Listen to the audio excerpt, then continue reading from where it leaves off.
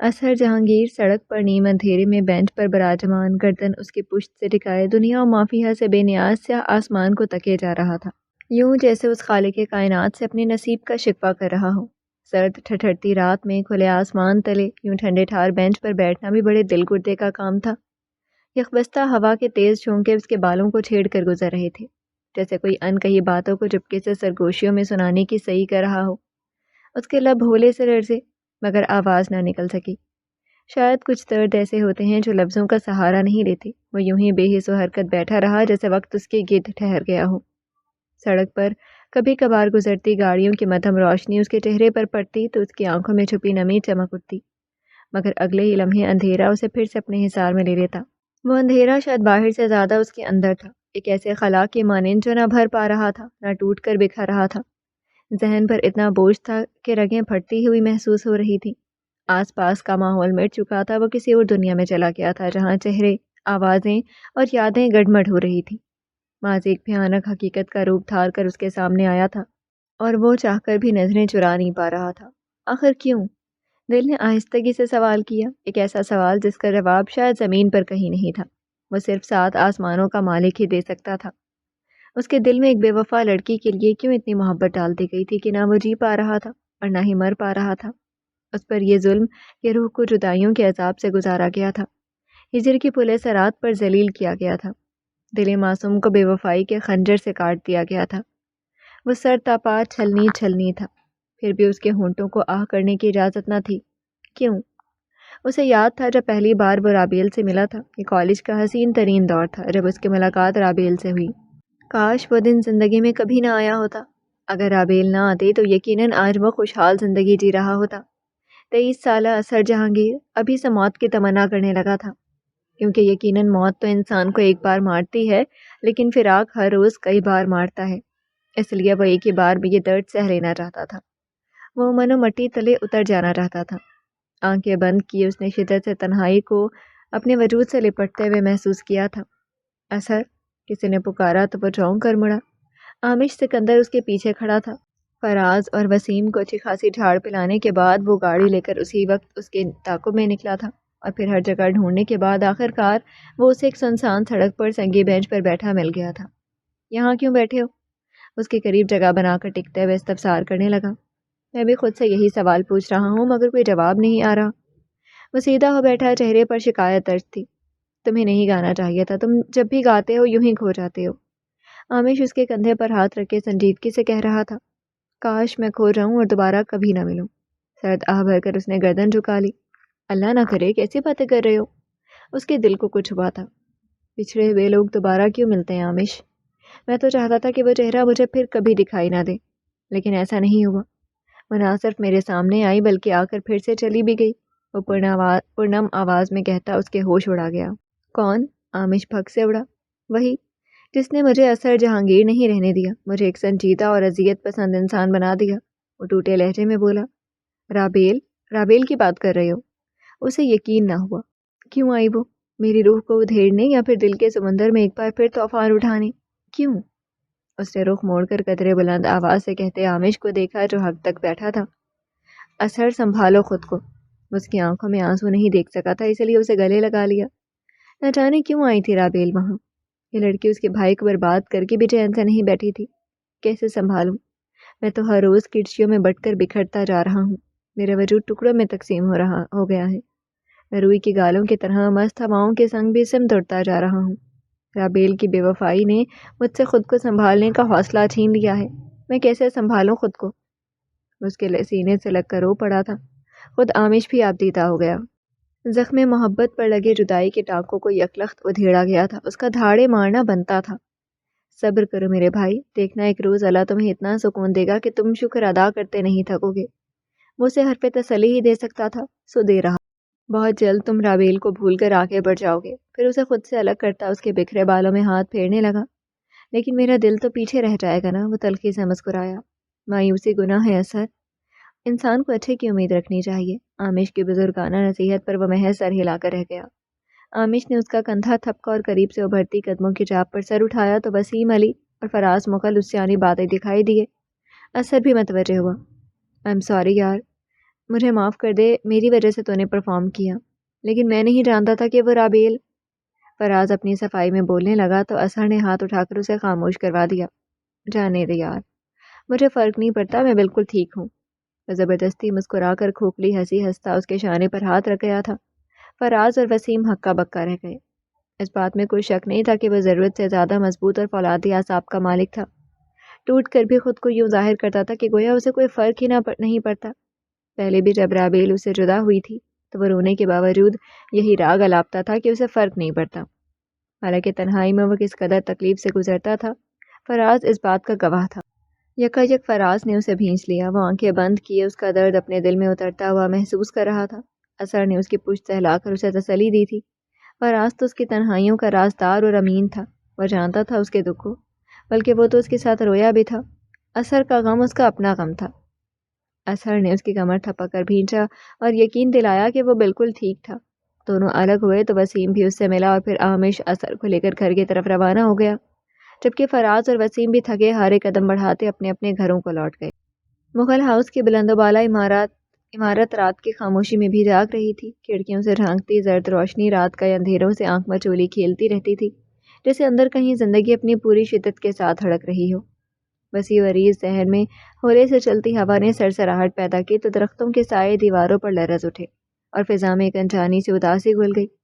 مرکزی گیٹ کے قریب لوہے کی سلاخوں سے ٹیک لگائے چوکیدار نیم اندھیرے میں اونگھ رہا تھا۔ اس کی جھکی پلکیں اور ڈھلکتی ہوئی گردن تھکن کی گواہی دے رہی تھی، جو لمبی پہرے داری نے اس پر طاری کر رکھی تھی۔ کبھی کبھار وہ چونک کر سر اٹھاتا، ارد گرد ایک سرسری نظر دوڑاتا، پھر دوبارہ اسی نیم خوابیدہ کیفیت میں کھو جاتا۔ جب فراز مغل نے گھنٹی پر ہاتھ دھرا تو وہ ایک جھٹکے سے اٹھ کر اس کے لیے گیٹ کھولنے لگا۔ فضا جہانگیر کمرے سے باہر نکلی تو فراز سر جھکائے آتا ہوا دکھائی دیا۔ اس کے لبوں پر یکدم مسکان سج گئی اور کچھ یاد آیا تو وہ اس کی جانب بڑھی۔ فراز، ویڈیو بنائی تھی تم نے اثر کی پرفارمنس کی؟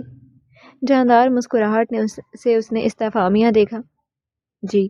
فراز کچھ پریشان دکھائی دیتا تھا، لیکن اس وقت فضا کے سامنے اس نے پریشانی ظاہر کرنے سے خود کو روک لیا تھا۔ وہ اپنے تاثرات سے ملال کے نشانات مٹانے میں کامیاب ٹھہرا تھا، البتہ اندر ہی اندر وہ شدید کشمکش کا شکار ہوتا ہراساں ہوا تھا۔ دکھاؤ مجھے، اس نے ہاتھ بڑھایا۔ بھابھی وہ مجھے نیند آ رہی ہے، صبح دیکھ لیجیے گا۔ اس نے انکار کرنا چاہا۔ نہیں، مجھے ابھی دیکھنا ہے۔ اچھا ایسا کرو، واٹس ایپ کر دو۔ اس نے جھٹ پٹ حل پیش کیا۔ فراز نے نظریں اٹھا کر دیکھا۔ وہ 30 سے اوپر کی خوبصورت نقوش والی لڑکی جو اس کی سگی بھابھی تھی اور اپنے بھائی اثر میں اس کی جان بستی تھی۔ وہ جانتا تھا کہ ویڈیو دیکھے بنا وہ ٹلنے والی نہیں تھی، اس لیے چاروں ناچار اس نے پینٹ کی جیب سے موبائل نکال کر ویڈیو اوپن کی اور موبائل اسے تھما دیا۔ کیا ہو رہا ہے؟ احسن مغل نے کمرے سے باہر جھانکا تو فضا کو وہیں استادہ دے کر پوچھا، حالانکہ اسے کچن سے پانی لینے جانا تھا۔ اثر کی ویڈیو دیکھ رہی ہوں، آپ بھی دیکھیں۔ وہ بچوں کی طرح خوش ہوتی بولی تو احسن نے موبائل اس کے ہاتھ سے لے لیا۔ آؤ اندر چل کر دیکھتے ہیں، آ جاؤ فراز۔ اسے لے کر وہ کمرے میں لپکا اور فراز کو بھی بلا لیا۔ فراز سر جھکائے شرمندہ کھڑا تھا۔ یہ پرفارمنس اس کا تھا، لیکن اس نے اثر کو مجبور کیا تھا اپنی جگہ لینے پر۔ وہ شکستہ پاسا اندر آیا۔ موبائل کی اسکرین پر ابھرتے مناظر میں کھوئی فضا کے تاثرات یکایک بدل گئے۔ اثر گاتے ہوئے اچانک کیوں رک گیا تھا؟ وہ اس قدر تکلیف میں کیوں تھا؟ یہ اثر کو کیا ہوا؟ یہ سامنے کسے دیکھ رہا ہے؟ فضا نے ششتر سی کیفیت میں سر اٹھا کر فراز سے پوچھا تو وہ بغلے جھانکنے لگا۔ اس کے چہرے پر صاف لکھا تھا کہ کوئی اور بات تھی۔ فضا کا ماتھا ٹھنکا۔ فراز تم کو چھپا رہے ہو؟ وہ کڑے لہجے میں استہزائیہ بولی۔ بھابھی وہ رابیل آئی تھی وہاں۔ اس کے انکشاف پر فضا کی سماعتوں میں گویا بم پھٹا تھا۔ وہ بے یقینی سے آنکھیں پھاڑے اسے دیکھنے لگی۔ احسن مغل بھی حیران ہوتا سیدھا ہوا تھا۔ رابیل حاکم، وہ کیا کر رہی تھی وہاں؟ اسے اپنی آواز کھائی سے آتی محسوس ہوئی۔ پتہ نہیں، شاید کسی دوست کے ساتھ آئی تھی۔ میں نے اسے ہال سے باہر جاتے دیکھا تھا، وہ بہت گھبرائی ہوئی تھی۔ یقیناً اسے بھی معلوم نہیں تھا کہ اثر وہاں پرفارم کرنے والا ہے۔ فراز نے پوری بات بتائی تو فضا کو ملال ہوا۔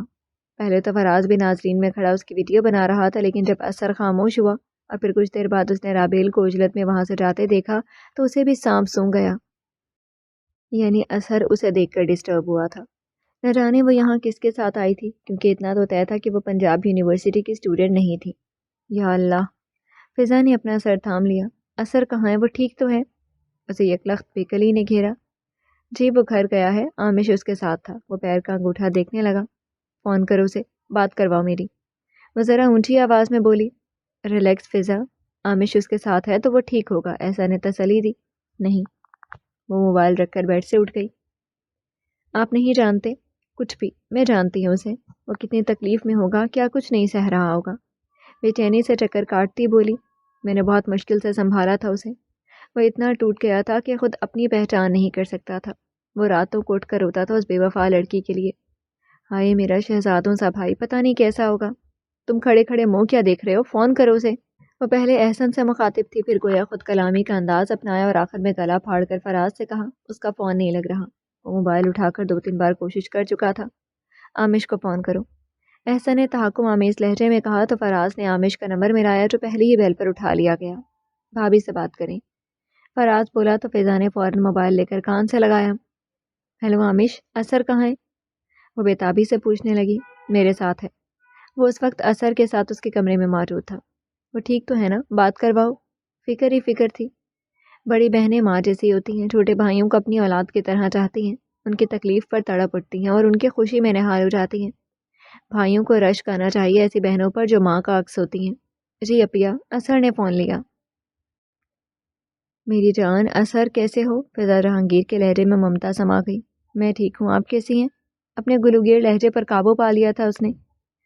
مجھے چھوڑو، یہ بتاؤ کہ تمہاری طبیعت تو ٹھیک ہے نا؟ اس نے تشویش کا اظہار کیا تو اثر کے لبوں پر مبہم مسکراہٹ پھیل گئی۔ جی ہاں، میں فٹ ہوں۔ موسیٰ کیا کر رہا ہے؟ اس نے بات بدلنا چاہی۔ سو رہا ہے وہ، اور تم بات بدلنے کی کوشش مت کرو، وہ غصے سے بولی۔ اثر نے دل ہی دل میں فراز کو گالیوں سے نوازا جس نے جاتے ہی منہ کھول دیا تھا فضا کے سامنے۔ ٹھیک ہے، میں کچھ نہیں بولتا، آپ بتائیں کیا کہنا چاہتی ہیں؟ وہ ڈھیلا سا ہو کر بیٹھا اور تھکن زدہ سانس خارج کی تو فضا کی آنکھیں نم ہو گئیں۔ شادی کر لو اثر۔ اس کی خواہش پر اثر چاہ کر بھی مسکرا نہیں سکا۔ جو شخص خود کو سنبھال نہیں سکتا وہ ایک عدد بیوی کو کیا سنبھالے گا؟ تلخی بھرا درد سے چور انداز، تمہیں نہیں سنبھالنا کچھ بھی، جو آئے گی نا وہی سنبھالے گی، تمہیں بھی اور تمہارے بچوں کو بھی، اس نے تڑک کر کہا تو عامش اپنی ہنسی کنٹرول نہیں کر سکا۔ احسن بھائی سو گئے کیا؟ اثر نے سوال اٹھایا۔ جاگ رہے ہیں، اس نے رخ پھیر کر احسن کو دیکھا جو بغور اس کی باتیں سن رہا تھا۔ بات کروائیں میری، وہ موڈ بحال کرتے ہوئے بولا تو فضا نے موبائل احسن کی جانب بڑھایا۔ ہیلو، احسن مخاطب ہوا۔ یار اپنی زوجہ محترمہ کے دماغ سے میری شادی کا خیال تو نکال دیں، کتنی بار کہہ چکا ہوں۔ کوشش کرتا رہتا ہوں لیکن اصل میں اسے ساس بننے کا کچھ زیادہ ہی شوق ہے۔ اب موسیٰ تو فی الحال اس کی یہ خواہش پوری نہیں کر سکتا، بس اس لیے وہ تمہارے پیچھے پڑی ہوئی ہے۔ احسن کی بات پر فضا کا منہ کھل گیا جبکہ فراز لپٹپاتا ہنسی روکنے کے چکر میں لال ہو گیا تھا۔ انہیں سمجھائیں کہ اگر بھائی بیوی کو پیارا ہو جائے تو وہ بہن کی پرواہ کرنا چھوڑ دیتا ہے۔ اب آپ کی تو کوئی بہن ہے نہیں، ورنہ وہ ضرور یہ بات سیکھ لیتی اور میری شادی سے پناہ مانگتی۔ اس پر احسن کا جاندار کہا گونجا۔ اثر کے لبوں پر مسکراہٹ تھی اور آنکھوں میں آنسو۔ وہ یہ سب اپنی بہن کو بہلانے کے لیے کر رہا تھا۔ کیا کہہ رہا ہے یہ، اسپیکر پر لگائیں؟ فضا نے جھٹ سے کہا تو احسن نے لاؤڈ اسپیکر آن کر دیا۔ جی کہیے سالے صاحب، زوجہ محترمہ سن رہی ہیں، اس نے اعلان کیا۔ اپیا، میں جب بھی شادی کرنے کے متعلق سوچتا ہوں تو احسن بھائی مجھے منع کر دیتے ہیں، وہ کہتے ہیں کہ شادی شدہ شخص کی زندگی تباہ ہو جاتی ہے، زوجہ محترمہ بیڑا غرق کر دیتی ہے، اس لیے مجھے شادی نہیں کرنی چاہیے۔ اثر نے مذاق کیا تو فضا نے احسن کو کھا جانے والی نظروں سے دیکھا جبکہ احسن سالے صاحب کے گرگٹ کو مات دے کر لمحے کے 1000ویں حصے میں رنگ بدلنے والی ادا پر ہراساں نظر آتا تھا۔ ہاں دیکھ لو کیسے بیڑا غرق کیا ہوا میں نے ان کا، بس تمہارا بھی اتنا ہی ہوگا۔ البتہ وہ اس کی چال سمجھتی محبت سے بولی۔ وہ اپنے بھائی کو جانتی تھی، محض اس کا دل بہلانے کی خاطر وہ چٹکلے چھوڑ رہا تھا۔ سوچتے ہیں کچھ، چلیں اپیا بعد میں بات ہوتی ہے، ابھی میں ذرا تھکا ہوا ہوں تو آرام کروں گا، اس نے گفتگو سمیٹی۔ اثر، اس نے آہستگی سے پکارا۔ وہ متوجہ تھا۔ سو جانا پلیز، ایک درخواست۔ اس پر وہ بے ساختہ مسکرایا اور فون بند کر دیا تھا۔ ایک وقت تھا جب اثر جہانگیر سوتا تو اٹھنے کا نام نہیں لیتا تھا، اور اب وہ اکثر آتے آنکھوں میں کاٹ دیتا تھا۔ شب بیداری گویا اس کے نصیب میں لکھ دی گئی تھی۔ ایک گہری سانس بھر کر فضا نے موبائل فراز کو واپس کیا اور بیڈ پر آن بیٹھی جہاں احسن اسے تسلی بھرے حروف بخشنے کو تیار بیٹھا تھا۔ ادھر عامش نے اثر کو سونے کی تاکید کی اور خود کمرے سے باہر نکل گیا۔ اثر جہانگیر بالکنی میں کھڑا فلک سے گرتی دھند کے ساتھ خود بھی دھواں دھواں ہوتا اپنی بری قسمت کو کوس رہا تھا۔ اس کے آس پاس ہوائیں ماضی کو ہتھیلیوں میں اٹھائے ابر رحمت کی فوار کی مانند اس پر گرا رہی تھی اور وہ ان میں بھیگتا جا رہا تھا۔ اس کی آنکھوں میں رابیل حاکم کا چہرہ آج بھی ویسے ہی تازہ تھا جیسے اس روز آن بسا تھا۔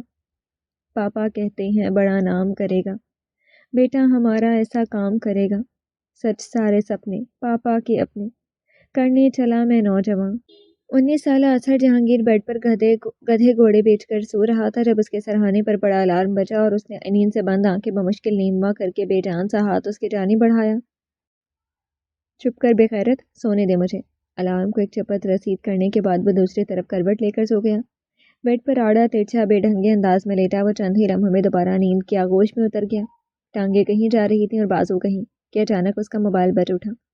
بند آنکھوں کے ساتھ کشادہ پیشانی پر لکیریں اکٹھی ہوئیں۔ وہ اوندھے منہ لیٹا تھا، دہنا گال تکیے پر تھا اور بازو بیڈ سے ملحقہ دراز کی طرف جا رہے تھے۔ بائیں گال پر ہلکے بھورے رنگ کا دائرہ نیم آیا تھا جو اس کی جوانی کو مزید پرکشش بناتا تھا۔ یوں بھی اس کے خال و خط مقناطیسی قوت رکھتے تھے جو صنف مخالف کو فوراً ہی اپنی سمت کھینچ لیتے تھے۔ اس نے کسمسا کر موبائل اٹھایا۔ کیا مصیبت ہے کہہ کر فون اٹینڈ کیا۔ بھونکیے۔ نمبر دیکھے بغیر بھی اسے معلوم تھا کہ یہ فراز مغل کے سوا اور کوئی نہیں ہو سکتا تھا۔ اٹھ جا کمینے، ابھی تو نے ناشتہ بھی کرنا ہوگا۔ اس کی مرمری آواز سنتا وہ تقریباً چیخا تھا۔ روز اثر دیر سے اٹھتا تھا اور اس کی وجہ سے وہ کالج سے لیٹ ہو جاتا تھا۔ کیوں، یونیفارم کیا تیرے باپ نے پہننا ہے؟ وہ نیند بھری آواز میں بولا۔ اثر، تو کسی دن مجھ سے پٹ جائے گا۔ ابھی 10 منٹ پہلے تو نے کہا تھا کہ میں اٹھ رہا ہوں۔ اسے حیرت کا جھٹکا لگا۔ ہاں تو اٹھ رہا ہوں، مر کیوں رہا ہے؟ وہ آنکھیں مسلنے لگا کہ اب نیند کو خیر بات کہنے کا وقت ہوا چاہتا تھا۔ کیونکہ میں تیرے گھر کے باہر کھڑا ہوں۔ اس نے دانت کچکچائے۔ تو کھڑا کیوں ہے؟ اندر آ کے بیٹھ جا۔ وہ جمائیاں روکتا اٹھ بیٹھا۔ دفعہ ہو، تجھ سے تو بات کرنا ہی بیکار ہے، میں جا رہا ہوں کالج۔ وہ جھنجھلایا تو اثر کی نگاہ سامنے گھڑیال پر پڑی جس پر 8:35 ہو رہے تھے۔ یکلخت نیند کا نشہ ہوا ہوا اور اس کے 14 طبق روشن ہو گئے۔ اگر تو میرے بغیر کالج کیا نا فراز تو میں آنٹی کو بتا دوں گا کہ تیرا سدرا کے ساتھ چکر چل رہا ہے۔ اس سے پہلے کہ فراز فون بند کرتا وہ فوراً سے پیشتر بیڈ سے اترتا، جوتے اڑس کر اسے دھمکی دینے لگا۔ جواباً فراز تل ملا اٹھا۔ اثر نے واقعی اس کی دکھتی رگ پر ہاتھ رکھا تھا۔ سچ کہتے ہیں اے نام کے لوگ تو پیدائشی بے غیرتی کا پریمیم ورژن ہوتے ہیں، وہ بھی اپ ڈیٹس کے ساتھ۔ آج تو اس کا پارا کچھ زیادہ ہی ہائی تھا۔ مزید اس دھمکی نے فشار خون بلند کیا تھا۔